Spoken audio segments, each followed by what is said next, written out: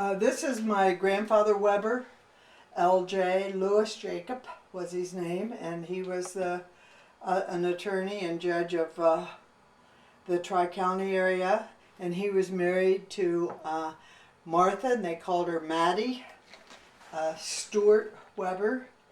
He was of German heritage, she was of English heritage, as was my grandfather Sutton. And they had 4 children.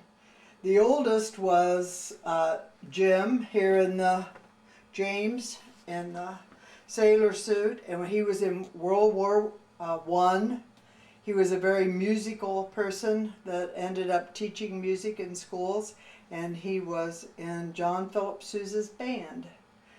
And this is Aunt Kay. She was the only daughter. She was a real favorite of our children's. She was a phys ed teacher, and she was always lots of fun. They had a brother, Stuart, but I don't have any pictures of him. He lived and died in California. So that's all.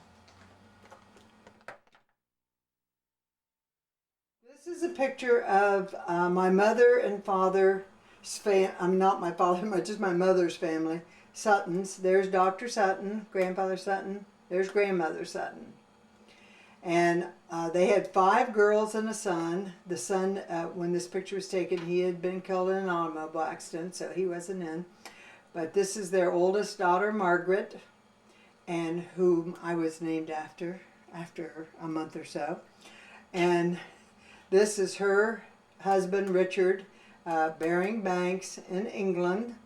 And let's see, the next one was Aunt Dorothy, and she was Roach, and there's her husband, Charles Roach. He was a doctor also. And the next one was Aunt Ursula, and she was married to Frank Farrington, and they lived in Lang City. And my mother was next in the family, Barbara, and my father, Bill. And then Virginia was the baby, and she was married to Arch Gray. So that's their family.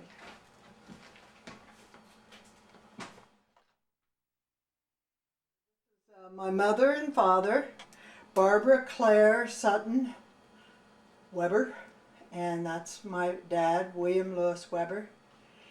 And they were married when they were, I think, 1928. And they were, my dad was 28, my mother was 26. They had the 3 of us. My mother was a very small, petite person. She was about 5'1" and a half. And her sisters and brother, everybody was tall in their family except for my mother. So I always said Carolyn took after her, because we're all tall on both sides, the Quinns and Webers, and Carolyn's only about 5'1". And my dad was born and raised in McConnellsville, went to Rokeby Lock, where they had a cottage all summer, where we later went. And he came to Zanesville. He was an attorney. He was a very quiet, gracious kind of a guy. And he always said that the women were more beautiful and the grass was greener in Morgan County.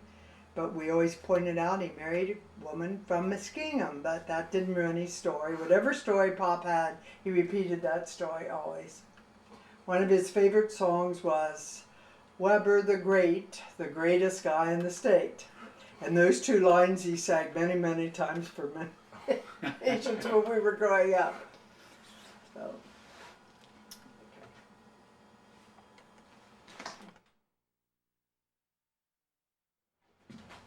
This is my graduation picture, 1945. The nuns, being nuns, criticized me for wearing a bow tie. I mean, you know, let's face it. I was supposed to go out and buy a tie to get my picture taken, forget it. And I always liked this picture of Margaret Ann. I mean, you talk about good looking, huh? Woo! I always thought she was probably the best looking girl in this town. Looks like Carolyn there, doesn't she? Sort of, yeah. To me, she does. But I don't know what else to say. That's all right. And we can get married. These are all we have really for wedding pictures. For being born with a silver spoon in my mouth, somehow we did not get any pictures. I don't know how that happened. The picture of me alone was a photographer's picture, and I didn't like it for some reason, which I can't even remember now. So we just had that one, and that's laminated from the newspaper. And then we had some pictures taken at the wedding, and that's the one with Tom and me. And we did have a book of small pictures of our wedding party and at the reception. And somehow we don't know where that album is. It was a small album. I thought Gretchen had it. I asked her today. She looks. She doesn't. I don't know where it is. But we had our wedding at St. Nicholas Church, and then, as was what they did frequently then, we had the reception at our house on Culberson that we had the picture. It was a large house, had a large hall which we emptied and made into a dance hall, and we had a wedding breakfast, which was common then to have the wedding breakfast, but nobody had a dinner like they do now. And we had more like a big cake and coffee and nuts and mints. And my mother's family had a famous punch that we were never allowed to give the recipe out, if you remember that kind of a thing. And it was a gin. I can't tell the proportions because I don't remember, because Mother doesn't want me to. But it was gin, and it had to be fresh lemon juice, and it had to be pure maple syrup. And it was in her family for years, and it tasted so non-alcoholic that even though the little old ladies would drink it, and it would, believe me, there was a lot of gin in, so it would knock them right off the chair. And one time, for all occasions, all our weddings and any big occasion, my mother made this punch that was handed down her family. And so she was a very particular person, and we didn't exactly want to be particular, and my dad was not. So one time when she wasn't there, we made the punch for a big occasion. Can't remember where she was, but we said, oh, it doesn't matter if this is pure maple syrup. So we put Aunt Jemima's in and said, oh, we don't think it makes any difference if it's pure lemon juice. So we just got real lemon, poured that in. And we had about 5 gallons of the worst tasting gin punch. But we managed to drink it anyway. By sheer desperation. I can't remember the occasion, but I hope it wasn't very important. It was after Ursula and I were married, and Rudy and Tom and Pop and I made it. And, it destroyed the reputation that Mother had built up for years. But yeah, I must admit it wasn't very good. Nope. Okay, so you were married at St. Nicholas. Correct. Who married you? Who was the priest? Father Jury. Monsignor, he was Monsignor then. Yep, Monsignor Jury. Mm-hmm. And then we made, we had to make a decision afterward which parish to belong to. And as the children got into school, we decided that it needed to be St. Thomas, because the Quinns were very dyed-in-the-wool Irish. It would only go to an Irish parish, and they would roll over to think that their relatives ever went to a German parish. So we loved St. Nicholas, and I did, and we went to St. Thomas, and we've been there ever since. Who was in your wedding party? Who was best man and maid of honor? Oh yeah, see, those pictures are lost in the white. Ursula was my maid of honor, and I had one college friend from Miami, Esther House. She was my one, and Mickey Wardian who went to school with me through St. Nicholas, was my other bridesmaid. And the best man was Paul. Quinn. Yeah, And, brother Paul. And who were the ushers? Rudy. Rudy and Russ and Sarah and Joe and Dick were in the wedding party. No, my brother was not. I don't remember. He would have been. I don't remember. Not funny. Okay, and you said the reception was at your House on Culberson. Mm-hmm. Okay. What about your honeymoon? We went to Chicago, and we went to see the play. One of the big events we went to was Oklahoma on stage. And do you have any comment on that? What was the girl's name that later? Florence Henderson. Florence Henderson was starring. Later became a big star on TV. And they ate breakfast right next to us. We didn't know it, but they stayed at the same hotel we did. When we went down for breakfast, this famous cast was in the table next to us. So that was really exciting. Yeah, it was fun. Okay, any other stories or memories about your wedding? No, the only thing that I can think of offhand is I've always been known to go without shoes. I'm a barefoot kind of a person. And my mother had me buy black velvet slippers with jewels and diamonds and pearls written. And I left them in the motel the first night. And Mary never did get them back, never did have them. And we were coming back from our honeymoon. We came through Columbus. And I remember Pat Finan's brother was standing on the corner thumbing. You don't remember that? What was his name? He had a speech impediment or something.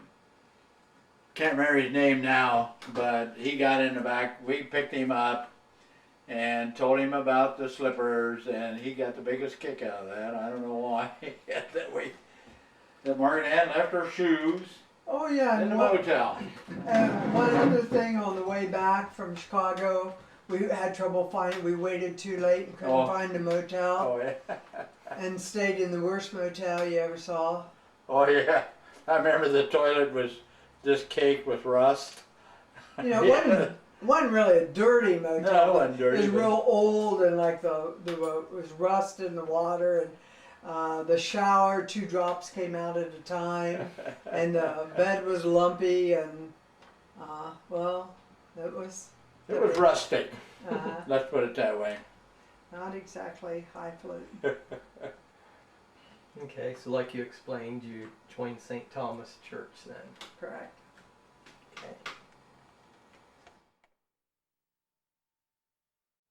When I was in school here, that church was completely black because it's like 150 years old, and all the smoke and debris and everything over the years had turned it black. Do you remember when they sandblasted all that, Margaret Ann? Yes, I do.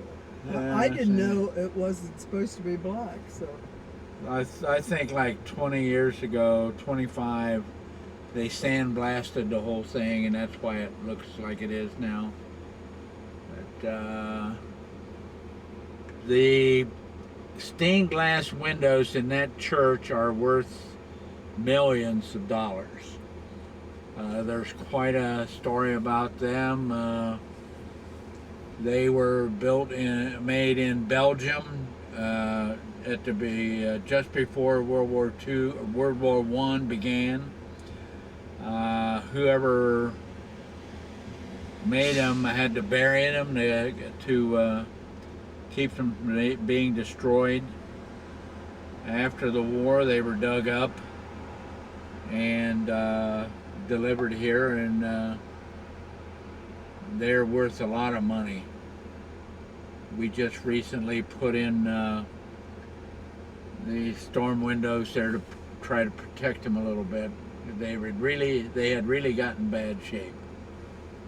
But it's a beautiful church. There's been a lot of changes inside since we were in school. My mom and dad, they both went there. We just lived right down the street here. we would get down there, only the house is torn down to make way for I-70. Is this the original priest house here? Yep, that's been there. It's really surprising how large that place is when you get in there. There's room for like, I don't know, maybe 12 priests. The attic is what they call when everybody sleeps all in one room, dormitory style. type. And then there's at least 6 bedrooms individual, and then downstairs the pastor has this bedroom over here on the right.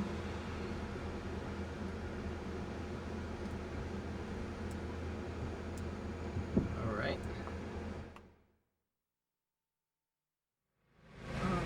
This is St. Nicholas Church, and this is where Tom and I were married. I went to St. Nicholas School, so I went to this church for daily mass and Sundays while I was growing up. Here comes our guy. He's coming fast.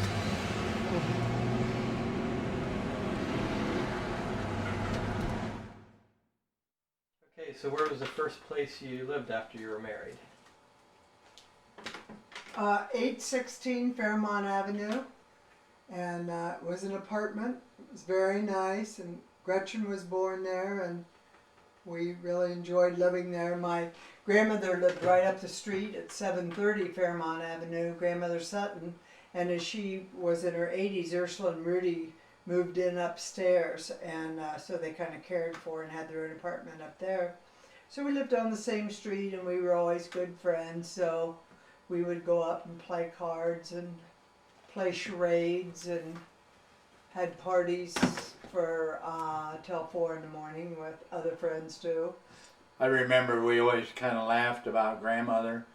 She must have been, what, in her 80s. Well advanced in years, but every night, it's back in the days when you had to have a bottle or a can opener to open the beer. Every night we could hear, she'd get out her screwdriver and her hammer, and we could hear her opening her beer with the screwdriver and the hammer, and we would all look at each other, you know, there's Grandma opening her beer. And I think the reason it was particularly funny is because grandmother was not a drinker and never was, and she was a very aristocratic person. She always stood very straight, was very big on manners. We always, all her grandchildren had to say, yes, grandmother. You could never say yes or no. She said, do you want potatoes? You weren't allowed to say no. You had to say no, grandmother. And we always had to say, may I be excused before you left the dinner table, before you left the room. And she was a very attractive person, and she always wore a black velvet band around her throat. If she was real dressed up, she would have a brooch on it. But even if she was just working all day. When her son, it just reminds me, when her son, her only son, was killed, it was just such a grief thing. And she loved clothes, she loved sewing, and she had beautiful things. And my mother said in order to cope with the grief, she decided that she would never wear a collar again. And she was not very old, and she wore black, white, and gray the rest of her life. That's all I ever saw her in. So. She the one that always put the turnips in the mashed potatoes. She was a good cook, always had a cook, and then she cooked the things she liked to cook.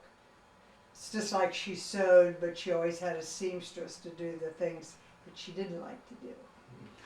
And but she liked turnips and mashed potatoes, and all her grandchildren. Every time we went to dinner, we go, do you have turnips in the mashed potatoes? Yes, you must learn to like and be very graceful about the things you don't like. You're all made to eat it without complaining. And to set her culturally a little bit, Cosmopolitan, when I was young, was just coming out, and grandmother thought that Cosmopolitan covers were far too revealing. She did not approve of it. She canceled her subscription and mailed it back. So that was grandmother's son.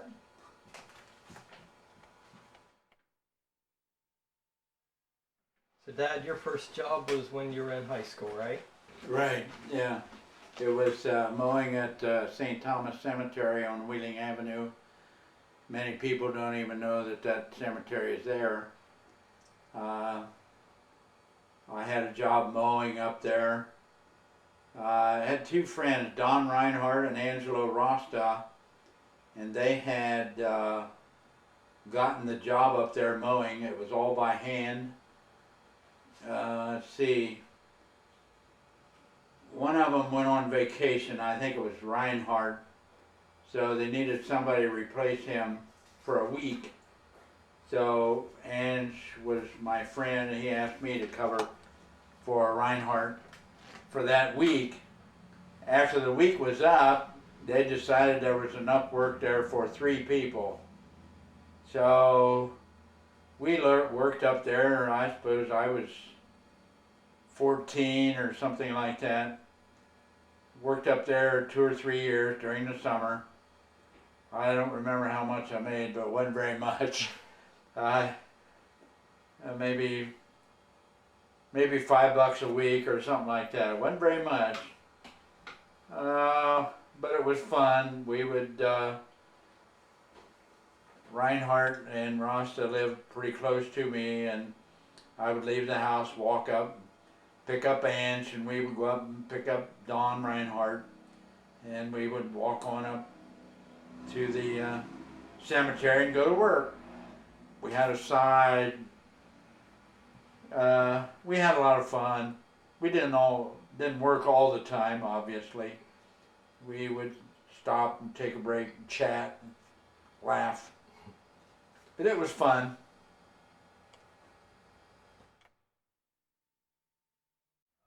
This is St. Thomas Cemetery, where I cut grass when I was, I don't know, in high school.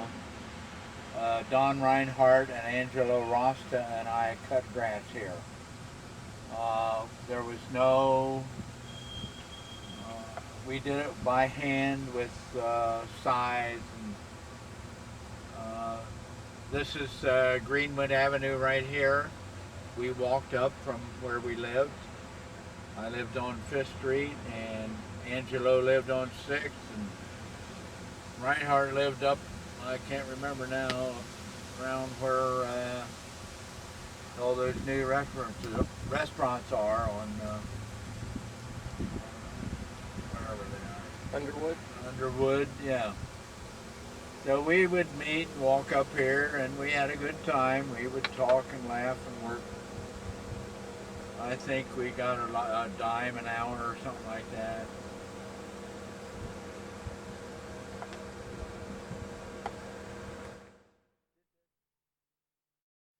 Okay, I mowed grass up in the cemetery until I graduated in 1945.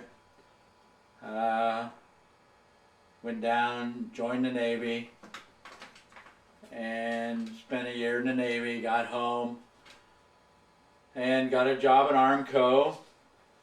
I remember when I was discharged, I wasn't really too excited about getting a job. So they had what they called 5220 Club. The government paid you $20 a week, and they would pay it for 52 weeks. Until you got a job. So I was living on that $20 a week just fine, because I was living at home, and Mom and Dad were feeding me. One night I had been out quite late with Paul, and the next morning Mom came in and said, Don McAvoy called here last night, and he wants you up in Armco at 7 o'clock for a physical to go to work. You gotta be kidding, I'm in no shape for a physical. I was hungover, I was sick. So she said, well, what are you gonna do? I said, well, I'm not going. So that evening I called McAvoy and apologized for not being there. So he said, okay, well, come tomorrow morning at 7. I said, okay, I can be there tomorrow. Mac had some ties there. His, let's see, his uncle or somebody was a roller up there, kind of a big shot. So Mac could kind of pull strings. That's how I got my job there.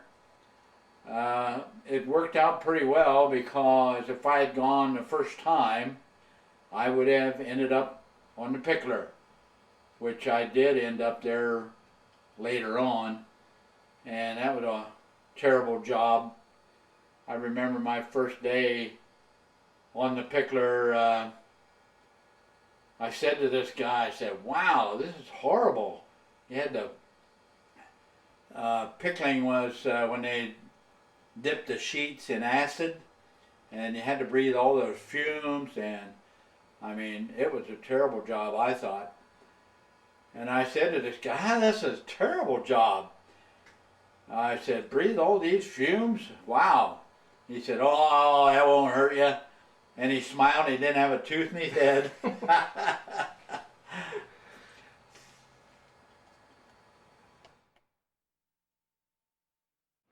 This is where I started in 1946 after a year in the Navy. Worked there 38 and a half years. Armco was in, it's now AK Steel. I started on the labor gang, ended up assistant foreman of labor, masonry, carpentry. Pretty much worked everywhere except the hot mill. Did some time on the pickler, which I absolutely hated. I thought about quitting at the time, but I had a family to feed, so I hung in. You could work at Elvis if they weren't there yet, right? No, I did not work at Elvis. You know, I always remember we'd come to pick up Dad, and at exactly 3 o'clock he would come through the building, and there was this long walkway scope down. So he'd come walking up, and we'd go tearing down the walkway, chasing after him. Probably Yeah, scared him great. half to death, probably. That was great. And what year did you retire from Armco? 84, I guess. Hey, that's been almost 21 years now. Wow. Hard to realize. When we lived up on Oakwood, and I used to walk the kids from Oakwood down there. It's a good little walk. The meeting just and then we always picked them up in the car after we moved to Forest, because back those days you were lucky if you had one car, but certainly everybody was a one car.